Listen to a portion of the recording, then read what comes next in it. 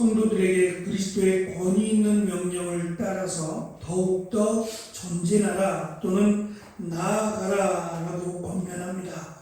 믿음의 방향에 또는 믿음의 정체성에 대한 내용일 것입니다. 말씀드린 것처럼 그들이 환난과 핍박 가운데 서로 사랑한다 또는 믿음으로 세워졌다라고 하는 그 사실만으로도 사실은 감사했습니다. 뭐라고 감사해야 될지 모르겠다라고 할 정도로 하나님의 은혜에 감사했습니다. 그런데 사도 바울은 거기에서 머물러 있기를 원하는 것이 아니라 보다 더 나아가기를 원합니다. 그것이 믿음을 지키는 길이며 또한 지금 환난과 핍박을 이기는 방법임을 알기 때문입니다.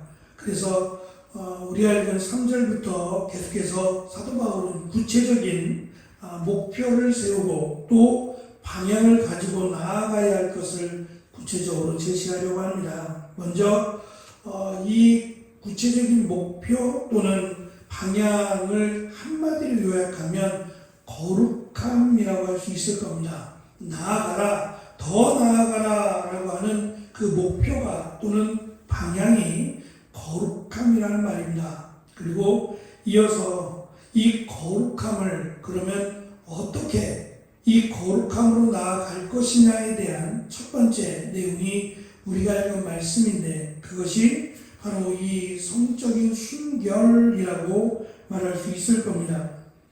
거룩이라고 하는 말은 구약에서부터 구약 성경에서부터 등장하는 단어이며 하나님께서 요구하신 죄와 불순종으로부터 분리되어 하나님께 헌신하는 또는 하나님께 나아가는 과정이나 결과를 거룩이라 또는 거룩함이라 말을 합니다.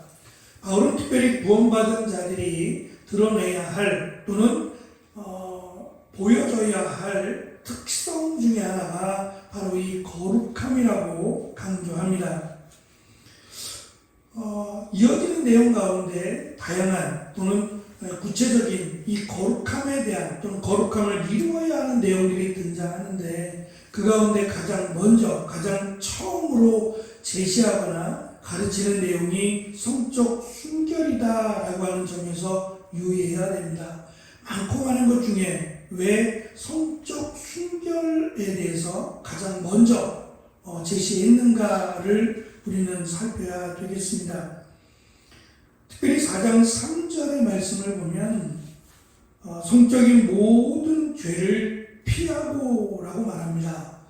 앞에서 사도 바울은 굉장히 적극적으로 이 죄에 대해서 대적하고 이 죄의 근원이 되는 사탄에 대해서 맞서 싸울 것을 강조해 왔습니다. 그런데 유독 이 성적인 죄에 대해서만큼은 피하라고 말합니다.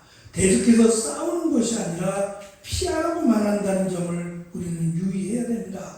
싸워서 이길 것이 아니란 얘기입니다. 그만큼 이 성적 순결 또는 성적인 부분은 우리에게 어쩌면 이 땅에 태어난 모든 인간에게 취약한 부분이 아닌가라고 하는 생각이 듭니다. 그래서 누구를 막론하고 이 부분에 대해서는 피하라고 사도 바울은 권면하고 있고 특별히 4절에서 자신의 몸을 거룩하고 존귀하게 사용하십시오 라고 유하게 이해하기 쉽게 표현을 합니다. 번역을 했지만 이 부분은 좀 아쉽습니다. 헬라어 성경은 이 부분에서 자기의 그릇을 통제하라고 말합니다. 앞에서 말씀드린 것처럼 성적인 죄는 모든 성적인 죄는 피하라고 말을 하고 그 피해야 될 이유를 4절에서 설명하는데 그것이 우리의 몸이 그릇과 같아서라는 설명입니다. 그릇은 지금처럼 죄송합니다. 다양하지 않았습니다. 대표적인 그릇은 나를 막론하고 흙으로 빚어서 유약을 발라서 만든 그릇입니다. 그래서 그릇이 지금보다 훨씬 견고하지 않았고 잘 깨질 뿐만 아니라 다양하다라고 말할 수는 있겠지만 어찌되었던 이 그릇들은 이게 깨어짐의 이 견고함 또는 단단하지 못해서 조금만 잘못 다루면 금방 깨지거나 상할 수 있습니다. 이 성적인 죄라고 하는 것이 단순히 죄 가운데 하나라고 설명하지 않고 우리의 몸을 그릇으로 비유를 해서 우리의 그릇이 마치 우리의 몸이 그릇처럼 깨어지게 만드는 요소임을 강조합니다. 말씀드린 것처럼 그릇이 이 진흙을 빚어서 만들다 보니까 그릇이 깨어지면 다른 것처럼 이 보수하거나 붙여서 사용할 수가 없습니다. 이것은 버려야 됩니다. 버리고 새로운 그릇을 구입해서 사용해야 된다는 겁니다. 우리의 몸은 그릇과 같다라고 하는 설명이 우리의 몸을 보수하거나 수리해서 사용하는 것이 적합하다면 그릇을 말하지 않았을 겁니다. 깨어지면 버려야 하고 사용할 수 없다는 것을 전제로 하기 위해서 우리의 몸을 마치 그릇으로 설명했다면 이 성적인 순결은 단지 그냥 피하고 말 것 또는 조심해야 될 것을 설명하지 않을 겁니다. 훨씬 더 강력하고 또는 위험하다라고 하는 것을 강조하고 있다는 것을 우리는 기억을 해야 됩니다. 그래서 당시 평만에 있는 이 데살로니가 지역뿐만 아니라 소아 지역 전체가 다 평만하게 이 성적인 것에 대해서 굉장히 유했어요. 이 정도는이라고 말할 정도로 굉장히 성적인 부분에서 관대했고 또는 특히 남자들에게 있어서는 굉장히 그 성적인 타락이나 성적인 유혹이 굉장히 강했다는 것을 알 수 있습니다. 그런데 지금 이들 서로 환난과 핍박 가운데 살아가고 있고 믿음을 지켰다는 이들에게 더 나아가라 라고 말하면서 거룩함을 요청하고 있고 그 거룩함의 요청이 이 성적 순결이다 라고 하는 점에서 이들이 환난과 핍박 가운데 있는 것, 이것이 단순한 환난과 핍박이 아니라 여전히 성적인 유혹에 노출되어 있다라고 하는 것도 알 수 있어요. 환난과 핍박을 이겨내는 것도 중요한데 사도 바울은 더 나아가서 성적인 순결함에 대해서 강조하고 있다라고 하는 점이, 그러니까 이 성적인 순결함에 대한 이 요청이나 권면이 환난과 핍박 가운데도 있다는 겁니다. 환난과 핍박을 이겨내는 가운데도 여전히 성적인 이런 유혹이나 타락의 요소들이 그들에게는 존재하다라고 하는 것을 우리는 알 수 있어요. 그래서 이 성적인 순결을 요구하는 것은 누구에게나 믿음을 지키고 또 믿음 생활을 하기 위해서 기도하거나 하는 모든 이들에게도 다 주의해야 될 것을 강조하고 있어요. 어떤 면에서 내가 말씀 가운데 굳건하게 세워지기를 원하고 또 기도하고 있는데 라고 말한다면 이 성적인 문제가 없어야 돼요. 근데 우리가 늘 기도하고 늘 말씀 가운데 붙들려 살지 못하기 때문에 사실은 이런 문제에 대해서도 늘 관심을 갖고 주의해야 된다는 것을 우리는 기억해야 됩니다. 제가 부교육자로 사역을 하면서 노예나 또는 동기 목사님들을 통해서 여러 가지 이야기를 듣다 보면 그런 이야기를 하세요. 부목사로 신방을 할 때 보통은 목사님 혼자 보내지 않고 신방전도사님이 한 분이 있어요. 물론 작은 교회는 부목사님 혼자 이렇게 다니는 경우도 없지 않아 있지만 대부분 큰 교회는 부목사님만 있는 게 아니라 신방전도사님이 함께 신방을 가게 되어 있어요.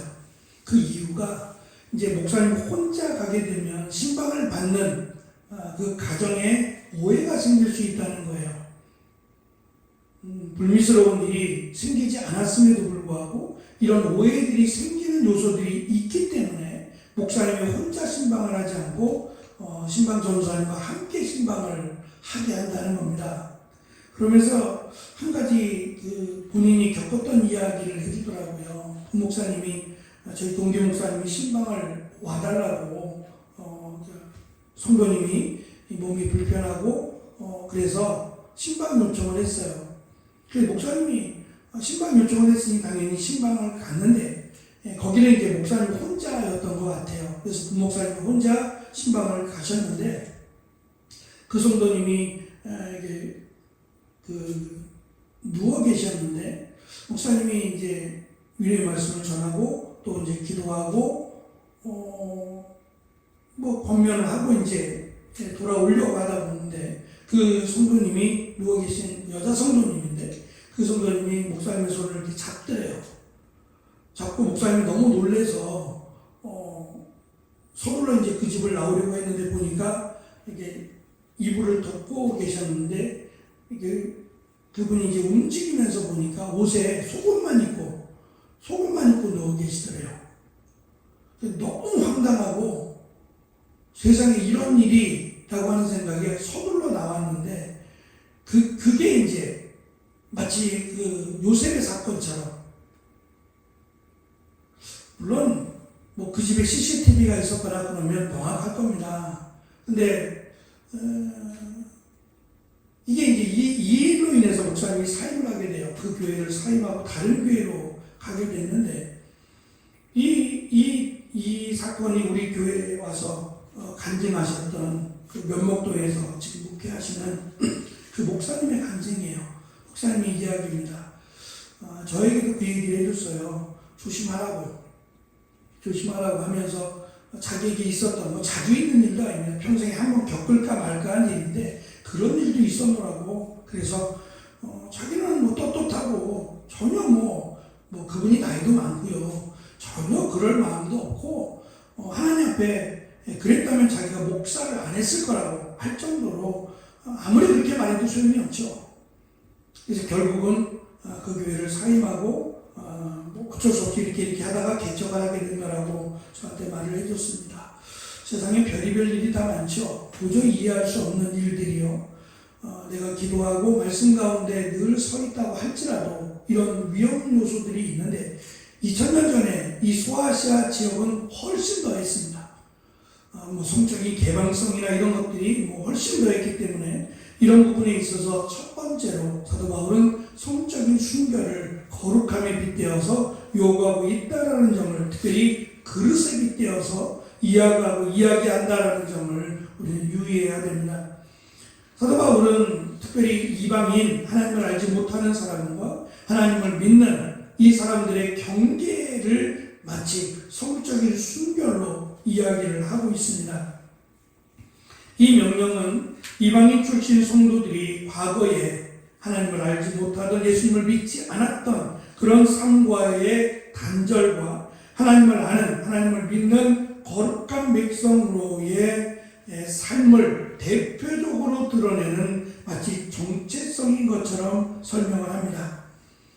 우리의 나아감이라고 할 수 있는 우리의 2025년뿐만 아니라 우리의 믿음의 삶의 목표가 하나님의 뜻인 거룩함을 목표로 해야 될 뿐만 아니라 이 거룩함은 자신의 몸을 예수님의 명령 아래 통제하고 세상의 음란으로부터 자신을 분리하여 하나님을 기쁘시게 하는 삶을 살아가는 것이라고 사도 바울은 첫 번째로 강조하고 있습니다. 이어지는 내용 또한 하나님을 기쁘시게 하는 것이고 하나님을 우리를 거룩하게 하는 것임에 분명합니다. 그래서 거룩하게 함 또는 거룩함 또는 하나님을 기쁘시게 함이 우리의 나아감의 목표가 되어야 될 줄로 압니다. 그래서 구체적인 언급은 없습니다. 뭐 우리가 살아가는 담배를 핀다든지 마약을 한다든지 그런 내용은 성경에 없습니다. 그러나 거룩함이라고 하는 목표에 빗대어서 이것이 과연 나를 거룩하게 할 수 있느냐라고 하는 것에 비추어 보면 답은 명확하리라고 생각합니다. 다만 오늘 말씀은 그 첫 번째가 그들에게 있어서 가장 주의해야 될 가장 대표적인 것이 이 성적인 순결이다라고 하는 점을 기억하고 우리가 이 시대를 살아가면서 이 거룩함을 훼손하거나 해방하는 일들에 단호하고 또 구별된 삶을 살아가는 이 땅의 삶이 우리의 삶이 되어지기를 축원합니다. 기도하겠습니다.